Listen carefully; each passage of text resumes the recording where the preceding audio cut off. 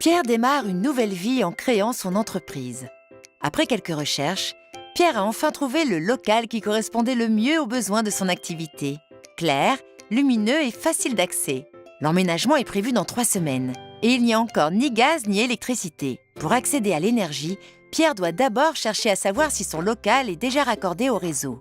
On appelle raccordement le branchement entre l'installation intérieure et le réseau public de distribution. C'est Enedis qui, en France, est chargé du réseau de distribution électrique, GRDF du réseau de distribution du gaz. Une chance pour Pierre, son prédécesseur avait déjà procédé aux différents raccordements. Du coup, Pierre va pouvoir déclencher immédiatement la mise en service sans passer par la case raccordement. On appelle mise en service les gestes techniques effectués par Enedis et GRDF pour que l'installation intérieure de Pierre, déjà raccordée au réseau, soit alimentée en électricité et en gaz. La mise en service se fait en 2 étapes. Les démarches administratives et l'intervention du gestionnaire de réseau. Les démarches administratives pour la mise en service auprès d'Enedis et GRDF seront effectuées par le fournisseur d'énergie.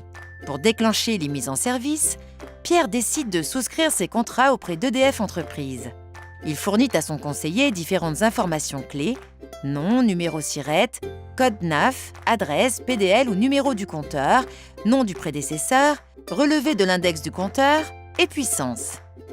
Et pour le gaz naturel, numéro PCE, volume de consommation du prédécesseur, la commune.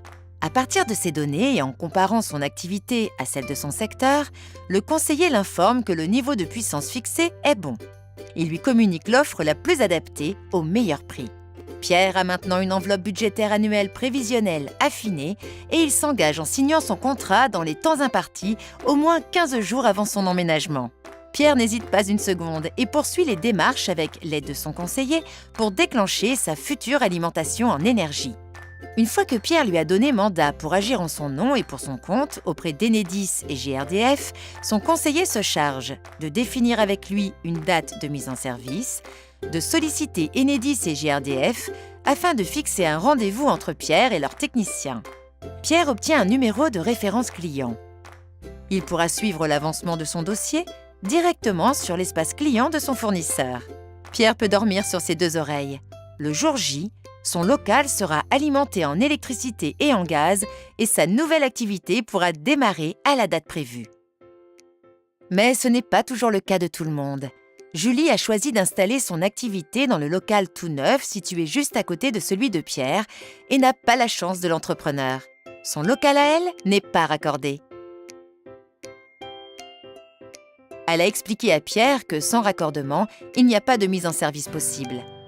Pour l'électricité, elle doit faire une demande de raccordement sur le portail internet Enedis Connect. Qu'il faille installer un compteur, le remplacer ou modifier son installation, la procédure est identique. Pour le gaz, elle doit se rendre sur le site de GRDF et faire également une demande.